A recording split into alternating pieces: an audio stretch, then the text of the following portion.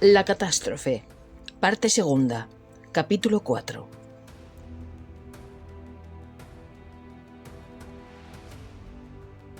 A fin de que la Francia subterránea no quedara reducida a una serie de grandes centros aislados unos de otros, fue necesario construir centenares de ciudades y millares de pueblos subterráneos, unidos unos a otros por túneles bastante anchos y altos para permitir la circulación de trenes y aerobuses.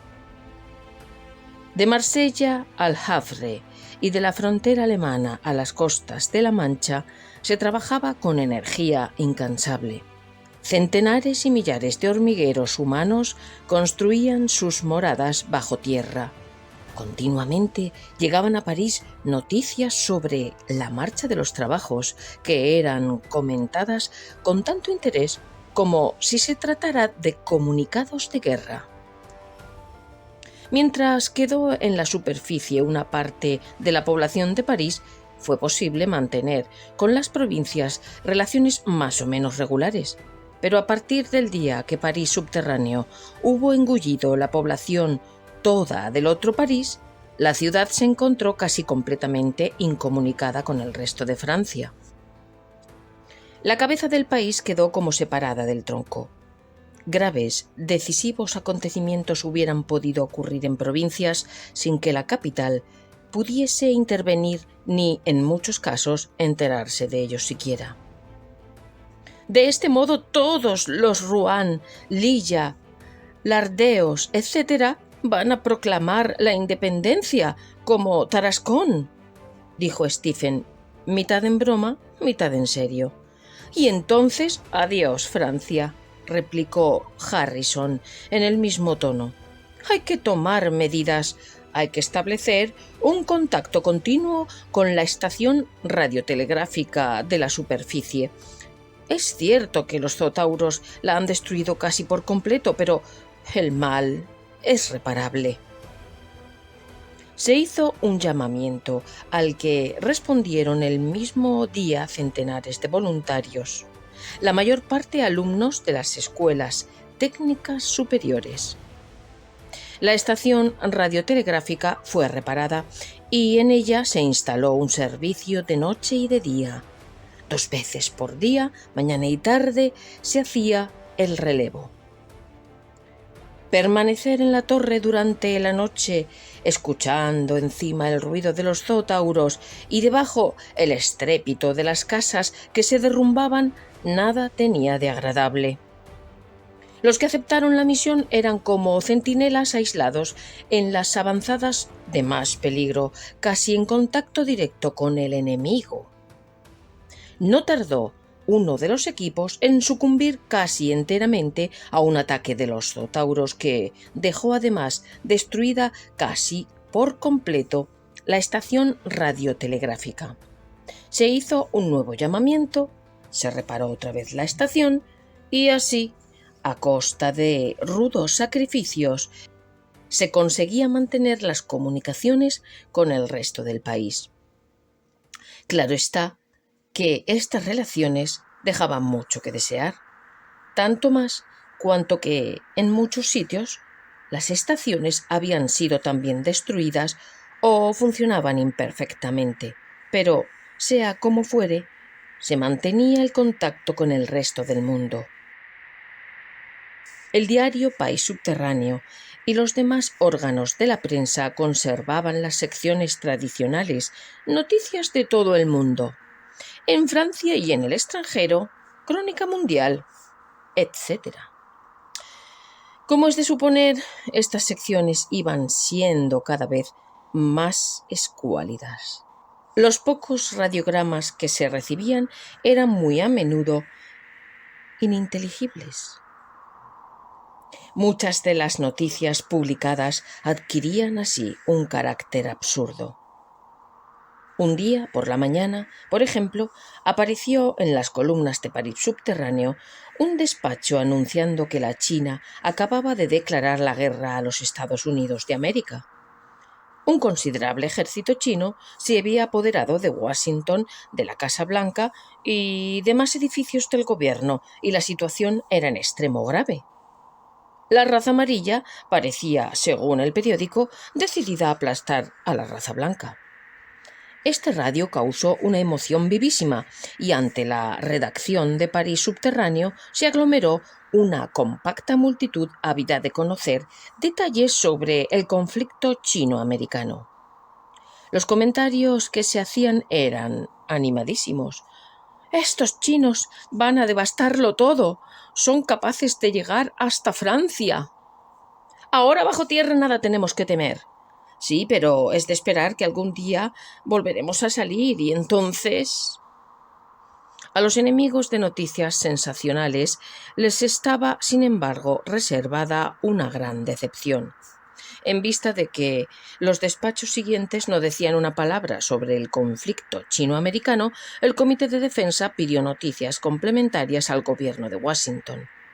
Al poco tiempo recibió un radiograma de contestación diciendo: «Después de vencer enormes dificultades, una misión china ha conseguido llegar a Washington y ha sido recibida en la Casa Blanca». A esto quedaba reducido el grave conflicto entre las dos razas. Algunos días más tarde se recibió de Petersburgo un radio concebido con los siguientes términos: «3 zootauros, comisión especial, negociaciones, experimentos satisfactorios». Estas frases truncadas bastaron para excitar la fantasía desbordante de los redactores de París Subterráneo. «Nos llega de Petersburgo», decía el periódico en sus comentarios, «una noticia extraordinariamente interesante. Por lo que se desprende del radio en cuestión, los rusos han conseguido, por mediación de una comisión espacial compuesta de las más altas autoridades de la ciencia, entablar negociaciones regulares con los zootauros. Según parece, el curso de estas negociaciones es en extremo favorable, puesto que el despacho habla de experimentos satisfactorios. Sin comprometer nuestra responsabilidad, nos permitimos expresar la convicción de que esta noticia está basada sobre un hecho real y de que, en efecto, se ha llegado a establecer el contacto con los zootauros. Tantas son las pruebas de que la raza eslava tiene dadas de su genio extraordinario que en nada nos extrañaría que de las frías estepas de Rusia hubiese salido la solución del trágico problema planteado a la humanidad. Queremos creer que, una vez más, serán confirmadas las proféticas palabras ex oriente lux. Durante una semana entera no se habló más que de Rusia y del genio eslavo. La multitud daba con cualquier pretexto gritos entusiastas de «¡Viva Rusia!». A fin de satisfacer la curiosidad popular, los periódicos rivalizaban entre sí y daban todos noticias a cual más absurda. La Era Nueva, por ejemplo, afirmaba que, en vista del acuerdo concluido con los zootauros, se había suspendido en Rusia los trabajos subterráneos y las gentes continuaban haciendo vida normal en la superficie. El pueblo daba crédito a todas las fantasías. Frente al Palacio de las Instituciones de Gobierno se aglomeró una muchedumbre de millares de personas reclamando el envío inmediato de una delegación a Petersburgo. La misma noche fue detenida toda la redacción de la Era Nueva y suspendido el periódico. En las esquinas fue fijado un bando del gobierno declarando categóricamente que la noticia era una invención desprovista de todo fundamento. Entonces, en el estado de espíritu de la multitud, se operó un cambio brusco. Un grupo de manifestantes asaltó la redacción del periódico, destrozándolo todo y maltratando a un infeliz redactor que por azar se encontraba en la casa y al portero. Los periódicos adoptaron una actitud más prudente. Se contentaban con reproducir los radiogramas que iban llegando, cada vez más confusos y fragmentarios, acompañándolos de tímidos comentarios. La sección de informaciones del extranjero se hizo cada vez más reducida hasta llegar a desaparecer por completo. Durante algún tiempo aparecieron para ilustración de los lectores artículos sobre las nuevas tendencias de la política inglesa, sobre el imperialismo nipón, sobre el peligro amarillo o la lucha de los partidos en Italia, pero los autores se sentían hasta tal punto avergonzados al escribirlos que no tardaron en deponer las armas. La crónica nacional dejaba también mucho que desear. No se recibían apenas información de las provincias.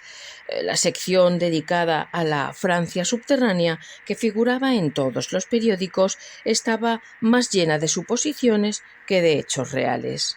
En el periódico humorístico El Zootauro aparecían unos cuantos chistes y ocurrencias de actualidad. Los pescadores de Rouen, escribía en uno de los números, han inventado una caña de especial para pescar a los zootauros. En el curso de la última semana fueron pescados nada menos que 9.999 de estos monstruos, cuya carne sabrosa en extremo satisfizo al gusto de los paladares más delicados.